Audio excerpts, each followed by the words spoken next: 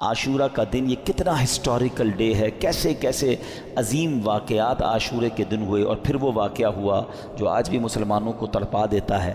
کربلا کے میدان میں بھوکا پیاسا اور ظلم کے ساتھ نواسہ رسول امام حسین اور ان کے پورے قافلے کو جس طرح بے دردی سے شہید کیا گیا، اور جو ظلم کیا گیا وہ آج بھی سنتے ہیں تو دل دہل اٹھتا ہے۔ تو آج ہم کچھ امام حسین رضی اللہ تعالیٰ عنہ کی فضائل پر، اور اس کے بعد ان یزیدیوں کا کیا بنا۔ کربلا کے بعد تو وہ ایک طرح سے ون کر گئے تھے نا، اگر ہم فگرز کی بات کریں تو وہ اسٹریٹجیکلی تو ون کر گئے تھے، مگر پھر ہوا کیا؟ ان کو کیا وہ راس آئی وہ حکومت، اور کیا انہوں نے مزے کیے؟ کیونکہ وہ تو چاہتے تھے کہ امام حسین بھی یزید کی بیعت کر لیں، مگر اس کے بعد کنٹرول کیسا ملا اور ان کا نتیجہ کیا نکلا؟ بہت سارے درس ہیں ہمارے پاس آج کے بیان میں، اور یقیناً یہ دل کو افسردہ کرنے والی باتیں بھی ہیں۔ مگر اس سے پہلے میں کہ آپ کو پیر مہر علی شاہ صاحب، سبحان اللہ، جیسے سیدی اعلیٰ حضرت ہے نا، آئے ہائے، پیر مہر علی شاہ صاحب بھی کمال کی شخصیت ہے۔ اللہ نے کمال کا عشق رسول عطا فرمایا اور کمال کا علم بھی عطا فرمایا۔ مگر آپ کا ایک واقعہ سنیے گا آپ۔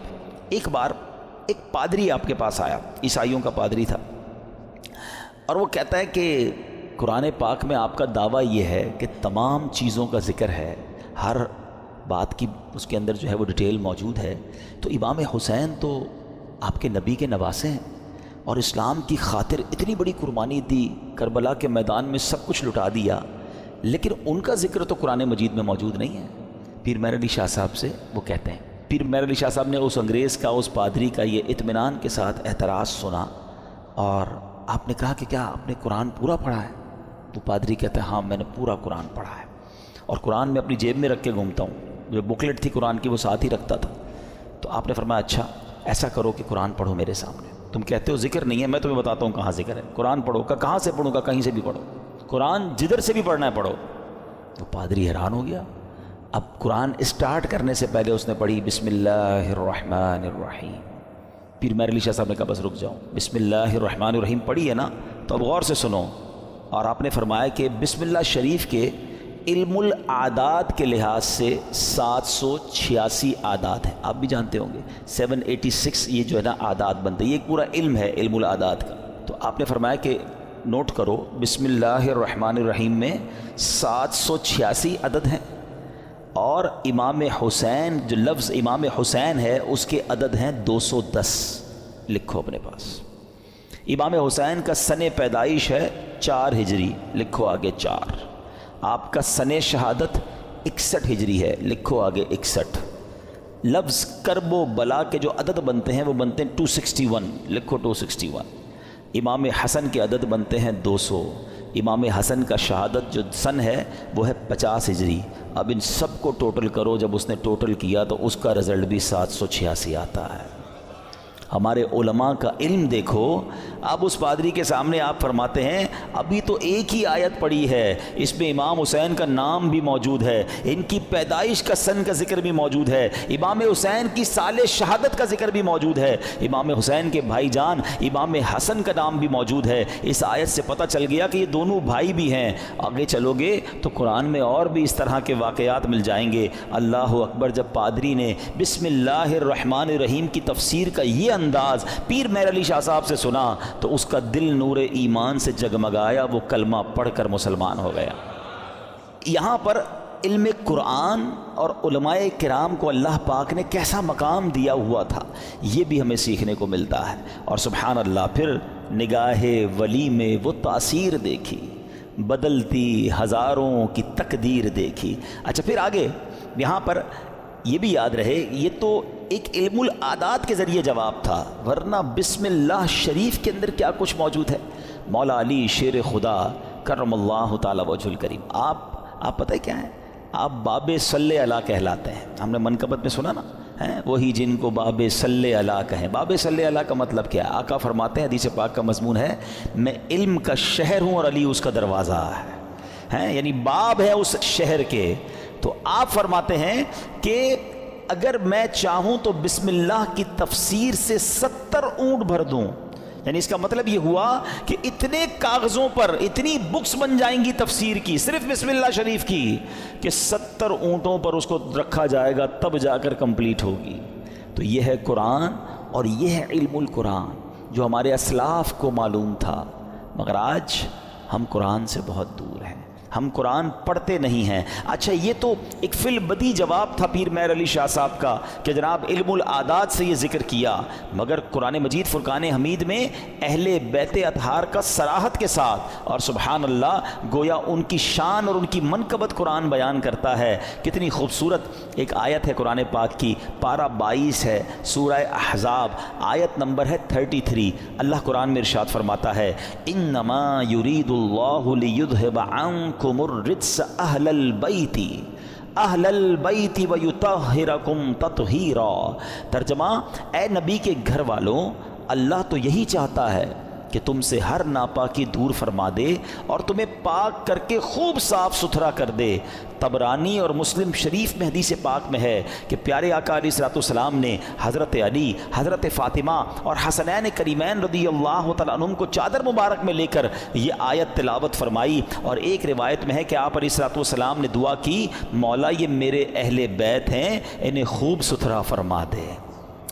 سبحان اللہ۔ اسی آیت کے بارے میں مولانا حسن رضا خان صاحب لکھتے ہیں نا، ان کی پاکی کا خدائے پاک کرتا ہے بیان، ان کی پاکی کا خدائے پاک کرتا ہے بیان، آیا تطہیر سے ظاہر ہے شان اہل بیت، یعنی ان کی شان قرآن بیان کر رہا ہے۔ تو امام حسین کا ذکر بھی ہو گیا نا، امام حسن کا ذکر ہوا، بی بی فاطمہ کا ذکر ہوا، اللہ اکبر۔ اور آگے چلیے ایک اور جگہ سورہ شورى آیت نمبر 23 میں اللہ ارشاد فرماتا ہے قُلْ لَا أَسْأَلُكُمْ عَلَيْهِ أَجْرًا إِلَّا الْمَوَدَّةَ فِي الْقُرْبَى۔ اللہ قرآن میں فرماتا ہے تم فرماؤ میں اس پر تم سے کوئی معاوضہ طلب نہیں کرتا مگر قرابت کی محبت۔ نبی پاک نے کیا فرمایا؟ اور کوئی معاوضہ طلب نہیں کر رہا مگر میرے عزیزوں سے محبت کرنا۔ سلطان المفسرین حضرت عبداللہ ابن عباس رضی اللہ تعالیٰ عنہ فرماتے ہیں جب یہ آیت نازل ہوئی صحابہ کرام نے عرض کی یا رسول اللہ صلی اللہ تعالیٰ علیہ وسلم، آپ کے اہل قرابت جن سے محبت کا اللہ پاک نے حکم دیا ہے یہ کون ہیں؟ فرمایا علی، فاطمہ، سبحان اللہ، اور ان کے دونوں بیٹے یعنی حسنین کریمین رضی اللہ تعالیٰ عنہم۔ ہم کیوں نہ پنجتن پاک سے پیار کریں؟ ان سے پیار کا، ان سے محبت کا حکم گویا ہمیں قرآن دے رہا ہے۔ اور سبحان اللہ ایک اور آیت میں کس انداز سے ان کا جو ہے وہ شان بیان ہوتی ہے، پارہ نمبر ہے 5 سورہ نساء آیت نمبر 54، اللہ پاک ارشاد فرماتا ہے ام یحسدون الناس علی ما آتاہم اللہ من فضلہ۔ ترجمہ، بلکہ یہ لوگوں سے اس چیز پر حسد کرتے ہیں جو اللہ نے انہیں اپنے فضل سے عطا فرمائی ہے۔ حضرت امام باقر رضی اللہ تعالیٰ عنہ فرماتے ہیں اس آیت کریمہ میں بیان کیے گئے وہ لوگ جنہیں اللہ پاک نے اپنا فضل عطا کیا اور جن سے کافر و منافق حسد کرتے ہیں، خدا کی قسم یہ ہم اہل بیت ہیں۔ خود امام باقر نے گویا اس کی تفسیر کی کہ جن کے بارے میں یہ ذکر ہو رہا ہے یہ ہم اہل بیت ہیں۔ سبحان اللہ، یہ مقام ہے اہل بیت کا۔ ایک جگہ نبی پاک علیہ الصلوۃ والسلام کیا خوب فرماتے ہیں، حدیث کا مضمون ہے کہ میری اہل بیت میری امت کے لیے کشتی نوح کی مانند ہے، جو اس میں سوار ہو جائے گا وہ پار لگ جائے گا۔ اچھا یہ کس کے لیے کہا؟ اہل بیت کے لیے۔ اب ذرا توجہ کیجئے گا اعلیٰ حضرت کا کس طرح حدیثوں پر یوں سمجھیے کہ عبور تھا اور کیا انداز تھا، اور آپ کو سمجھ آ جائے گی بات کہ اہل بیت کو کیا کہا؟ کشتی کہا۔ ایک جگہ نبی پاک کی حدیث ہے اصحابی کالنجوم فبأیہم اقتدیتم اہتدیتم۔ آقا فرماتے میرے صحابہ ستاروں کی مانند ہیں، ان میں سے جس کی بھی پیروی کرو گے تم کامیاب ہو جاؤ گے، ہدایت پا جاؤ گے۔ اب ذرا میرے ساتھ رہیے گا، صحابہ کو کیا کہا؟ ستارے، سٹارز۔ کیا کہا؟ ستارے۔ اور اہل بیت کو کیا کہا؟ کشتی ہے۔ اچھا اب دونوں سے ہمیں تو محبت کرنی ہے، دونوں کا پیار دل میں ہونا یہ ایمان کے لیے ضروری ہے۔ انفارچونیٹلی آج ایسا دور آ گیا ہے کہ کچھ لوگ صرف صحابہ کی بات کرتے ہیں، اہل بیت کی بات نہیں کرتے، کچھ صرف اہل بیت کی بات کرتے ہیں، صحابہ کی بات نہیں کرتے۔ ہمیں اللہ نے کیسا پیارا عقیدہ دیا، کتنا خوبصورت ایمان دیا کہ صحابہ سے بھی ہمیں پیار ہے، اہل بیت سے بھی ہمیں پیار ہے۔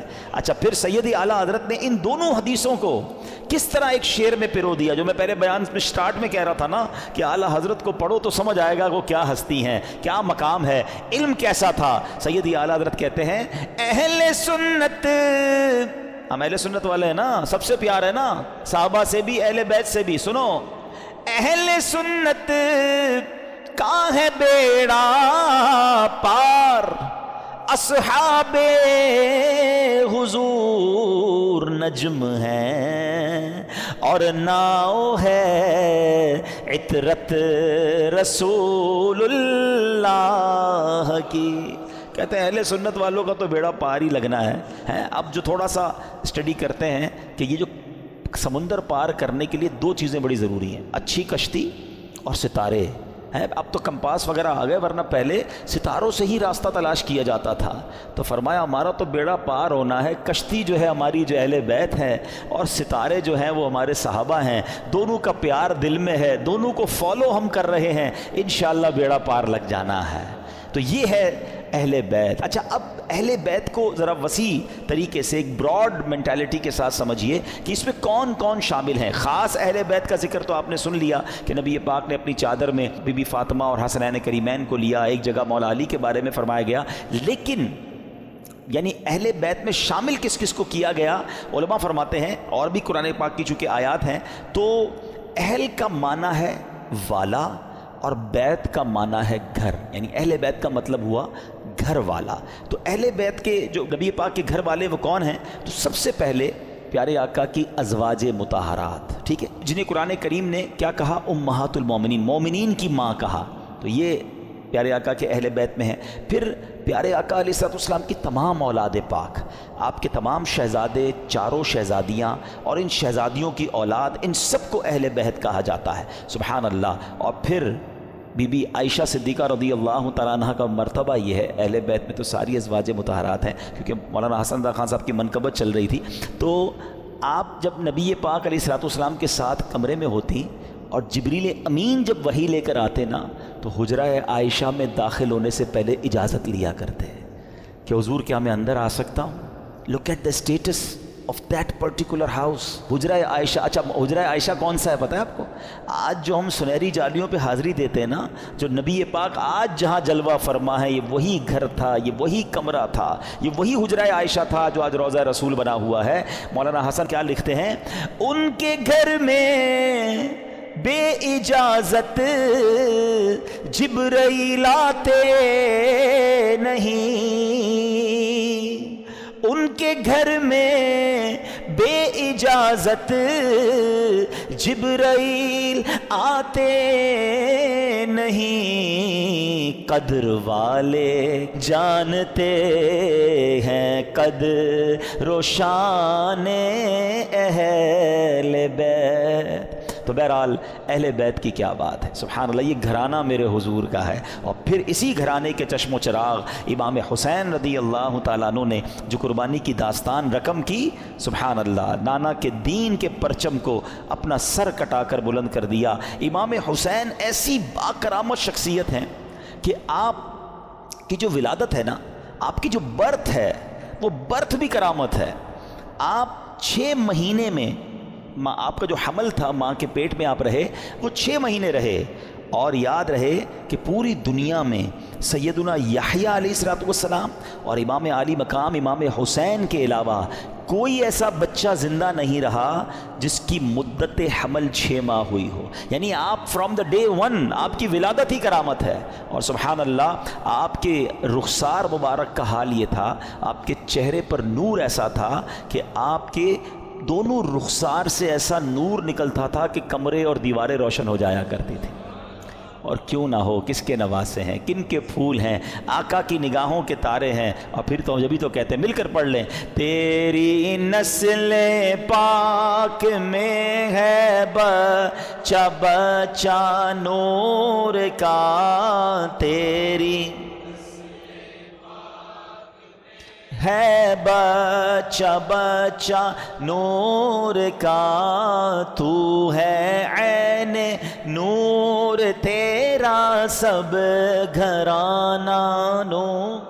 سبحان اللہ۔ اب یہ جو امام حسین رضی اللہ تعالیٰ عنہ جب کربلا کے لیے روانہ ہوئے نا تو آپ سے مزید کرامتوں کا ظہور ہوا، اور علماء کہتے ہیں یہ جو کرامتیں تھیں نا بیسیکلی یہ اتمام حجت کے لیے تھیں، مزید ان کو سمجھانے کے لیے تھی کہ دیکھو میں کون ہوں، میرے ساتھ کیسے معاملات ہو رہے ہیں، مجھ پر ظلم نہ کرو۔ مگر ان ظالموں کی آنکھوں پر لالچ کا ایسا پردہ تھا۔ امام حسین فرسٹ آف آل آپ نے مدینے سے کوچ کیا اور اب مکے آیا۔ اب اسی راستے میں سیدنا ابن مطی رحمۃ اللہ تعالی سے ملاقات ہوئی، انہوں نے عرض کی کہ حضور میرے کنویں کا پانی بہت کم ہے، برائے کرم آپ دعائے برکت سے نواز دیجئے۔ آپ رضی اللہ تعالیٰ عنہ نے اس کنویں کا پانی طلب کیا، اور جب پانی کا ڈول حاضر کیا گیا تو آپ نے اس میں سے پانی کچھ پیا بھی، نوش بھی فرمایا اور کلی بھی کر دی، اور ڈول کو واپس کنویں میں ڈال دیا گیا۔ جب وہ پانی جو ہے وہ کنویں میں گیا، کنویں کا پانی بھی بڑھ گیا اور میٹھا اور لذیذ بھی ہو گیا۔ سبحان اللہ۔ تو یہ امام حسین کی کرامتوں کا سلسلہ رہا۔ اس کے بعد جب آپ بالکل ایگزیکٹلی 10 محرم الحرام کا دن آ گیا، یاد رہے کہ وہ دن جمعہ کا دن تھا، 10 محرم الحرام جب یہ واقعہ ہوا، کربلا کے میدان میں آپ خطبہ ارشاد فرما رہے ہیں، ان کو سمجھا رہے ہیں کہ دیکھو میں کون ہوں، یہ ظلم مت کرو۔ تم کیا جواب دو گے جس کا کلمہ پڑھتے ہو اس نبی علیہ الصلوۃ والسلام کو؟ اس وقت آپ کے جو خیمے تھے جہاں خاندان کے افراد تھے، وہاں خندق میں ایک آگ بھی جل رہی تھی، تو ایک بد زبان یزیدی نے بکواس کرتے ہوئے کہا کہ اے حسین تم نے وہاں کی آگ سے پہلے یہیں آگ لگا دی ہے، یعنی معاذ اللہ وہ یہ کہنا چاہ رہا تھا کہ اے حسین مرنے کے بعد بھی تمہیں جہنم کی آگ میں جانا ہے۔ امام علی مقام نے جب یہ سنا تو آپ نے کہا کہ اے دشمن خدا تو جھوٹا ہے، کیا تو یہ گمان کرتا ہے کہ میں دوزخ کی آگ میں جاؤں گا؟ امام علی مقام کے قافلے کے جانثار نے کہا کہ آپ مجھے اجازت دیں تو میں ابھی اس کا سر قلم کر دوں۔ آپ نے اجازت نہیں دی، آپ نے فرمایا حملے کا آغاز ہماری طرف سے نہیں کرنا، ہو سکتا ہے یہ پرووک کر رہے ہوں، یہ اس لیے ہمیں کہہ رہے ہیں کہ ہماری طرف سے پہل ہو جائے، اور یہ کہیں ہم نے تو حملہ نہیں کیا تھا، امام حسین والوں نے پہلے حملہ کیا۔ حالانکہ اس قدر بڑی گستاخی کی تھی، آپ نے اپنے ساتھی کو روک دیا، مگر آپ نے اللہ کی بارگاہ میں دعا کی، دل بڑا دکھا ہوا تھا کہ ایسی بات اس نے کر دی۔ آپ نے کہا اے رب قہار، اس کو عذاب نار سے قبل بھی اس دنیا میں بھی آگ کا عذاب عطا فرما۔ آپ کی دعا قبول ہوئی۔ وہ بندہ جو گھوڑے پہ بیٹھا تھا اس کی گھوڑے کو جھٹکا لگا، گھوڑا خود ہی دوڑتا ہوا گیا، اور وہ گھوڑے سے جب جہاں گرا تو وہاں آگ لگی ہوئی تھی، اسی خندق میں یہ بندہ جا کر گرا اور وہ بد نصیب آگ میں جل کر بھسم ہو گیا۔ امام علی مقام نے سجدہ شکر ادا کیا اور اللہ تعالیٰ کی بارگاہ میں عرض کی کہ یا اللہ تیرا شکر ہے کہ تو نے آل رسول کے گستاخ کو سزا دی۔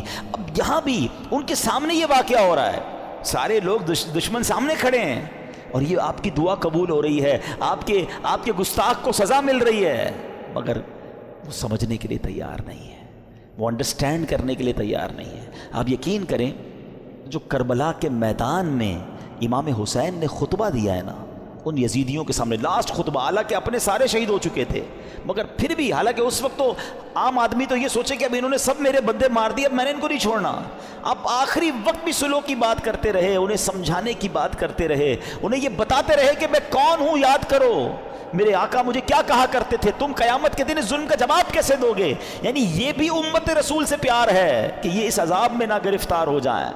اتمام حجت کی گئی مگر وہ یزیدی نہ مانے۔ اب ایک بات ذہن میں آتی ہے، اب یہ بڑا اہم کوسچن ہے کہ یزیدی جو بھی تھے تو کلمہ پڑھنے والے، اللہ کو مانتے تھے، اللہ کے نبی کو مانتے تھے، معلوم بھی تھا یہ اللہ کے نبی کے نواسے ہیں، وہ ریزن کیا تھا جو اتنے بڑے ظلم پر یہ ریڈی ہو گئے؟ یہ ریزن پکڑنا بہت ضروری ہے، اور یہ ہم سب کو آج سیکھ کر جانا ہے، یعنی کوئی بھی محفوظ نہیں ہے۔ میں آپ کو تھوڑا سا آج کل کے زمانے کا ایک دو انسیڈنٹ بتا دیتا ہوں تاکہ آپ کو اندازہ ہو جائے۔ ہم لوگ سمجھ رہے ہوتے ہیں یار یہ یزیدیوں نے اتنا بڑا کام کر دیا، ہم تو کبھی بھی کوئی ایسی غلط حرکت نہیں کر سکتے۔ کوئی اپنے آپ کو محفوظ نہ سمجھے۔ ہاں، بیسک جو ان کے ریزن تھا نا وہ تھا لالچ، اور وہ لالچ تھی پیسے کی، اقتدار کی۔ جب یہ لالچ طاری ہوتی ہے نا انسان پہ، پہلے تھوڑا سا سمجھیے گا، آپ کو لگتا ہے یار مجھ پہ کچھ بھی ہو جائے میں ایسا ظلم تھوڑی کر سکتا ہوں، کتنا بھی پیسہ مجھے کوئی دے دے میں جان دے دوں گا، کبھی کسی کو قتل نہیں کروں گا، نواسہ رسول تو بہت دور کی بات ہے۔ یہ بولنا اور ہے، لیکن ایک وقت آتا ہے جب انسان کے دل پر شیطان کا قبضہ ہو جاتا ہے۔ آپ پڑھتے ہیں خبریں 5 سال کے بچے اور 4 سال کی بچی کے ساتھ جو واقعات ہو رہے ہیں، کیا کوئی خوشی سے کرتا ہے یہ کام؟ ذرا سوچئے، جب وہ یہ کام کر جاتا ہوگا اس کے بعد خود اس کو کتنی ندامت ہوتی ہوگی، یہ میں نے کیا کر دیا. پھر اسی وجہ سے بچنے کے لیے اس بچی کو قتل بھی کر دیا جاتا ہے. یعنی یہ واقعات ہم سنتے ہیں تو ہماری عقل حیران ہو جاتی ہے کہ یہ انسان تھا یا درندہ تھا. میں آپ سے یزیدیوں کی تو بات نہیں کر رہا، آپ کے وطن میں رہنے والوں کی بات کر رہا ہوں. اس کا مطلب کیا ہوا؟ ایٹ دیٹ ٹائم جب وہ یہ عمل کر رہا تھا اس کا دل شیطان کی مٹھی میں تھا، اس کو ہوس نے اندھا کر دیا تھا. تو یہ واقعات مجھے اور آپ کو یہ سوچنے پر مجبور کرتے ہیں کہ کوئی اپنے آپ کو محفوظ نہ سمجھے. یہ ایک لمٹ ہوتی ہے انسان کی. ایک حدیث پاک ہے نا، بڑی مشہور حدیث پاک ہے جس کا مضمون ہے کہ جب بندہ ایک گناہ کرتا ہے نا، میرے ینگسٹر ذرا غور سے سنیں، ایک گناہ کرتا ہے اس کے دل پر ایک بلیک ڈاٹ لگ جاتا ہے. گناہ کرتا رہتا ہے پھر دل پورا سیاہ ہو جاتا ہے. اب اس پر ہدایت کی کوئی بات اثر نہیں کرتی. یہ جو روز شراب پیتے ہیں جناب، پارٹی کرتے ہیں، حرام کام کرتے ہیں اور گندی چیزیں دیکھ رہے ہوتے ہیں، دوستوں میں بیٹھے گناہ کر رہے ہوتے ہیں، نمازیں قضا کر رہے ہوتے ہیں، اپنے آپ کے بارے میں یہ ضرور سوچ رہے ہوتے ہیں کہ میں اتنا بھیانک کام نہیں کروں گا، مگر ایک وقت آتا ہے کہ دل سیاہ ہو جاتا ہے. اب وہ دل ہے شیطان کے ہاتھ میں، وہ ایسے کام کروا سکتا ہے کہ آپ تصور بھی نہیں کر سکتے. یار بندہ ماں کو قتل کر دیتا ہے، ہم نے نہیں سنے واقعات، کیسے پاسبل ہے کہ اپنی ماں کو مار دے؟ لیکن ایک لمٹ ہوتی ہے. اس کے بعد انسان جب اوور لمٹ ہوتا ہے تو شیطان جو چاہے اس سے کروا لیتا ہے. تو اللہ سے توبہ کرتے رہا کرو. اور اس کا بیسٹ طریقہ یہ ہے کہ گندے اور برے ماحول سے اپنے آپ کو بچائیں.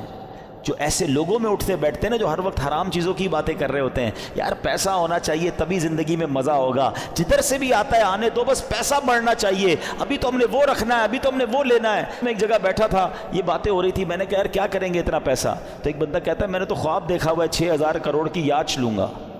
وہ کیا ہوتا ہے؟ کوئی پانی کے اندر کوئی جہاز ہوتا ہے؟ میں نے کہا یار دیکھو کراچی کے رہنے والے نے بھی ایسا خواب دیکھا ہے. اب اتنے بڑے جس نے خواب دیکھے ہیں تو پھر اس کو کہاں سے قناعت اور کہاں سے صبر آئے گا؟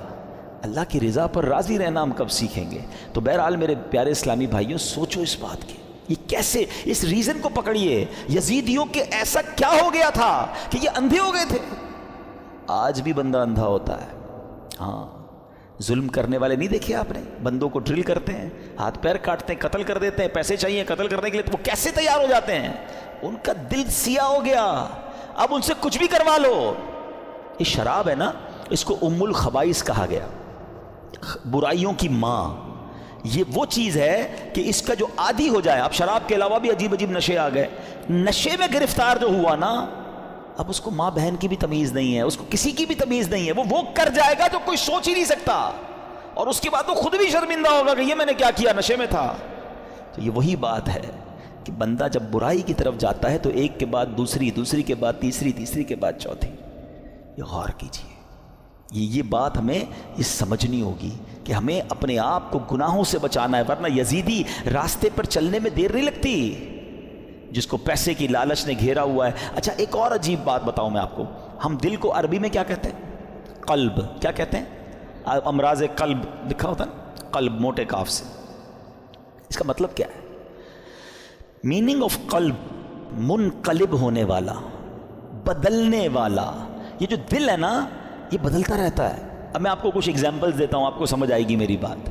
کبھی کبھی ہمارے دل پر ایسا خوف طاری ہو جاتا ہے اللہ کا، آنسو بہتے ہیں، بندہ کہتا ہے یار بس اب کوئی گناہ نہیں کروں گا. یہی دل ہے، یہی ہم ہیں. کبھی کبھی اسی دل پر گناہ کرنے کا اتنا جنون سوار ہو جاتا ہے کہ بندہ کہ کچھ بھی ہو جائے میں نے یہ گناہ کرنا ہے. ارے تھوڑے دنوں پہلے تو رو رہا تھا. کبھی کبھی اس دل پر ایسی کیفیت طاری ہوتی ہے سخاوت کی کہ بندہ کہتا ہے بس یار سارا ہی مال اللہ کی راہ میں دے دو، جتنا دینا ہے دے دو.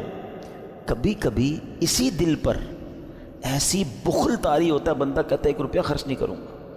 ارے کبھی کبھی یہ دل اتنا رحم دل ہو جاتا ہے کہ بندہ بچے کے ساتھ بھی بیٹھ کے نرمی سے بات کر رہا ہوتا ہے، پیار کر رہا ہوتا ہے. اور کبھی کبھی یہ دل اتنا سخت ہو جاتا ہے کہ بندہ کسی پر رحم کرنے کے لیے تیار نہیں ہوتا. یہ ساری کیفیتوں میں ہم گزرتے ہیں. ہاں ہم سب گزر رہے ہوتے ہیں. کبھی عشق رسول کی کیفیت ہوتی ہے، کبھی یاد مدینہ کی کیفیت ہوتی ہے، اور کبھی برے برے خیالات آ رہے ہوتے ہیں. یہ کیا ہے؟ یہ اس کے بارے میں علماء نے لکھا کہ یہ دل جو ہے نا ایسا ہے کہ ریگستان میں ایک پتا پڑا ہوا ہے، ہوا جدھر آئے ادھر پتا اڑ جاتا ہے، دل اسی طرح بدلتا رہتا ہے. اور اب اس کنسیکوینس کو ذہن میں رکھ کے اب میرے آقا کی دعا سنو. اللہ کے حبیب دعا کرتے ہیں یا مقلب القلوب ثبت قلبی علی دینک. اس دعا کا مطلب پتہ ہے دعا کرنے والا کون ہے؟ کونین کے والی اللہ کے حبیب علیہ الصلوۃ والسلام، جن کے صدقے مجھے اور آپ کو ایمان ملا، وہ دعا کر رہے ہیں اے دلوں کو پھیرنے والے، میرے دل کو اپنے دین پر ثابت قدمی عطا فرما. کیونکہ یہی دل بدلتا ہے تو بندہ کافر ہو جاتا ہے، مرتد ہو جاتا ہے، کسی غلط عقیدے میں چلا جاتا ہے، کسی اور کے خیالات سمجھ آنے لگ جاتے ہیں، کیونکہ دل بدلتا رہتا ہے. تو دل کو اس طرح بے پرواہ نہ چھوڑ دو، اس کی بھی حفاظت کرنی ہے، اور اس کو بھی اسٹیڈ فاسٹ صحیح راستے پر رکھنا میری اور آپ کی ذمہ داری ہے. دعائیں کریں، اپنے دل کے لیے دعائیں کریں، اور پھر ایسے ماحول میں رہیں. تو جو لوگ کہتے ہیں یار میں سب کی سنتا ہوں، کیا کریں، انٹرنیٹ آ گیا ہے، ہر بندے کی سننی ہے، دیکھوں تو صحیح مسلمانوں پر اعتراض کیا کرتے ہیں کافر، ذرا یہ سنوں، ہیں عیسائی کیا کہتے ہیں، ہندو کیا کہتے ہیں، کرسچن، اب یہ سب چیزیں سننی ہیں. انٹرنیٹ کا زمانہ ہے، پتہ نہیں کس کی کون سی دلیل دل میں بیٹھ جائے، اور بندہ سوچتا رہے یار اللہ تعالیٰ ہے بھی کہ نہیں، کیونکہ وسوسہ شیطان نے ڈال دیا، اور اب وہ وسوسوں کا شکار ہے. اب وہ نبی پاک کے بارے میں وسوسے میں ہے، وہ آخرت کے بارے میں وسوسے میں. کہاں کس نے تھا وہ باتیں سننے کے لیے؟ تم نے خود اپنے دل کو ادھر لگایا. کچھ لوگ بد عقیدہ کو سنتے ہیں، یار دیکھو تو صحیح ہمارے عقیدے کے بارے میں کیا اعتراض کر رہے ہیں. تم کوئی عالم ہو، مفتی ہو، کتنی اسٹڈی ہے تمہارے پاس، کیوں سنتے ہو وہ باتیں؟ خدا را بات سمجھو میری، یہ دل اگر پلٹ گیا نا تو ہم نے بڑے بڑوں کو پلٹتے دیکھا ہے. اور یہ یزیدی ہمارے سامنے پوری مثال موجود ہے، بڑے یعنی سب کچھ بتاتا انہیں، مگر جب شیطان آنکھوں پر لالچ کا پردہ، ہوس کا پردہ ڈالتا ہے تو انسان وہ کچھ کر جاتا ہے کوئی سوچ بھی نہیں سکتا. بلم بن باورا یاد ہے آپ کو؟ یہ وہ شخص تھا کہ جو مستجاب الدعوات تھا، سر اٹھاتا تھا تو لوح محفوظ کو دیکھ لیتا تھا، اتنا بڑا عبادت گزار. اور لالچ کیا کی؟ جب بنی اسرائیل والے گئے پیسے لے کر کہ آپ پیسے لیں آپ کی ساری دعائیں قبول ہوتی ہیں، حضرت موسیٰ کے خلاف ذرا بد دعا کر دیں. پہلے تو اس نے دوڑا دیا کہ پاگل ہو گئے، میں اللہ کے نبی کے بارے میں بد دعا کروں گا. اور پیسے بڑھائے، اور انعام بڑھائے، عورتیں دیں، بہت سارے کام کیے انہوں نے. وہی بات، اتنا بڑا عبادت گزار تھا، کیا اسے نہیں پتا تھا؟ مگر جب لالچ اور شیطان غالب ہو جاتا ہے، بلم بن باورا نے وہ بدبختی کی کہ حضرت موسیٰ کے خلاف بد دعا کرنے چل پڑا. مگر اللہ کی شان دیکھیں، وہ بد دعا حضرت موسیٰ کے خلاف کرتا تھا، الفاظ اپنے لیے نکلتے تھے، اس کی زبان لٹک گئی اور کفر پر اس کا خاتمہ ہوا. اب علماء فرماتے ہیں کہ اصحاب کہف کا جو کتا تھا نا، کیونکہ وہ اصحاب کہف کے ساتھ تھا، اچھوں کے ساتھ رہا، وہ کتا جو ہے جنت میں بلم بن باورا کی شکل میں جائے گا، اور بلم بن باورا جہنم میں کتے کی شکل میں ڈالا جائے گا. یہ ڈرتے رہنا ہے ہمیں. یہ واقعہ سننا اپنی جگہ ہے، مگر یہ جو ظلم کیا گیا نا، ریزن کیا تھا؟ پیسے تھے، لالچ تھی، اقتدار تھا. اس سے سمجھ ہی آئی بات کہ لالچ، ہوس، اور جب بندہ شیطان کا پیروکار بن جاتا ہے پھر اس سے کچھ بھی متوقع ہے. آپ کبھی یہ نہ سوچیں کہ میں یہ گناہ نہیں کر سکتا. یہ سمجھ لیں اپنے لیے زوال کا آپ نے شروع کر دیا. جو اپنے آپ کو محفوظ سمجھتا ہے نا کہ یار بس میں نہیں، میں بڑا پکا ہوں، کوئی پکا نہیں ہے بھائی. جب اللہ کے نبی دعا کر رہے ہیں تو میں اور آپ کون ہیں؟ ہمارے صحابہ لرزتے تھے، روتے تھے، اللہ سے دعا کرتے تھے ایمان کی حفاظت کے لیے. پیران پیر سیدی غوث اعظم رضی اللہ تعالیٰ عنہ کہتے ہیں، لوگ کہتے ہیں آج عید کا دن ہے، عید کا دن ہے. عبد القادر کے لیے عید کا دن وہ ہوگا جب وہ اپنا ایمان سلامت لے کر قبر میں جائے گا. غوث پاک ہیں، ولیوں کے سردار، کہتے ہیں ایمان بچا کر قبر میں جانا یہ بہت مشکل ہے. آج کے دور میں تو اور مشکل ہے. سیدی اعلیٰ حضرت نے 100 سال پہلے ایک بات کر دی تھی کہ سونا جنگل، رات اندھیری، چھائی بدلی کالی ہے، سونے والو جاگتے رہیو، چوروں کی رکھوالی ہے. ادھر چور گھوم رہے ہیں ایمان کے.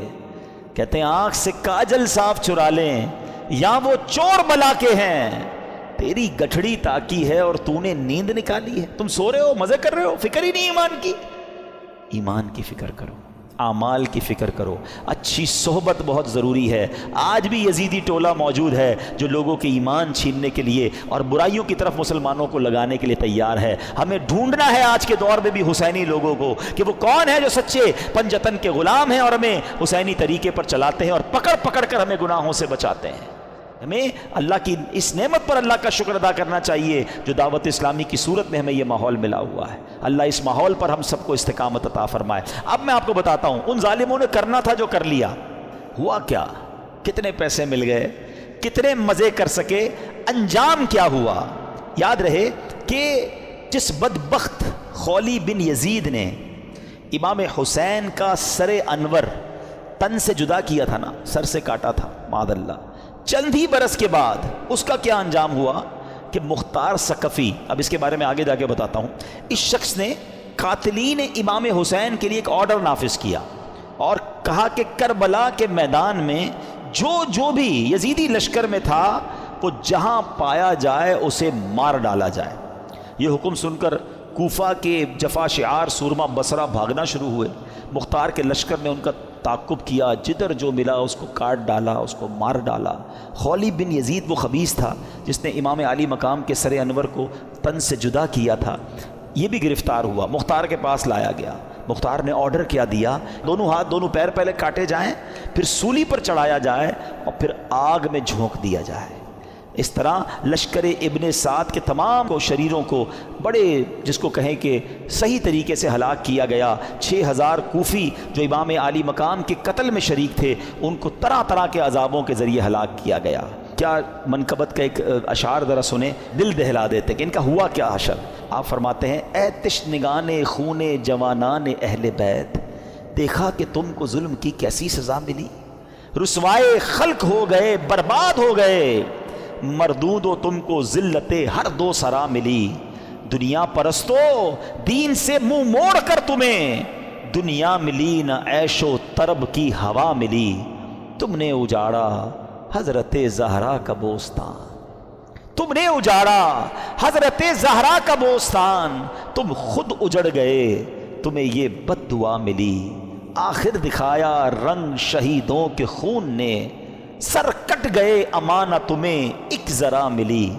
اور ذرا مقطع سنو، کہتے ہیں پائی ہے کیا نعیم انہوں نے ابھی سزا، ابھی سزا تو ملی نہیں ہے، پائی ہے کیا نعیم ابھی انہوں نے سزا، دیکھیں گے وہ جہیم میں جس دن سزا ملی، ابھی تو انہیں آخرت کا عذاب ملنا باقی ہے۔ اچھا اب خولی بن یزید کا یہ حال ہوا۔ ایک حدیث پاک سن لیں، ہم لالچ پر بات کر رہے تھے نا، لالچ کتنی بری چیز ہے۔ اللہ کے حبیب علیہ الصلوۃ والسلام فرماتے ہیں ترمذی کی حدیث، 2 بھوکے بھیڑیے بکریوں میں چھوڑ دیے جائیں وہ اتنا نقصان نہیں پہنچاتے جتنا کہ مال مرتبے کا لالچ انسان کے دین کو نقصان پہنچاتا ہے۔ بھیڑیے جا کر بکریوں کو تو چیڑ پھاڑ کر دیں گے نا، فرمایا اس سے زیادہ دین کو نقصان انسان کو جب لالچ مال کی یا مرتبے کی ہوتی ہے نا، اس کے دین کا بیڑا غرق کر دیتی ہے۔ یہ سوچنے کی بات ہے۔ اچھا اب یزید کا کیا ہوا؟ اچھا یزید نے اتنا بڑا ظلم کیا، اتنا بڑا اسٹیج سجایا، کسی طرح اقتدار مل جائے۔ اقتدار ملا کتنا؟ یزید جو ہے اقتدار میں 3 برس 6 ماہ رہ سکا، بس 3.5 سال اسے اقتدار ملا اور پھر 39 سال کی عمر میں مر گیا، 39 ایئرس کی ایج میں۔ کیا عمر ہوتی ہے یہ؟ لیکن بڑی بری عادتیں تھیں، شراب کا عادی تھا، بدکاری کا عادی تھا۔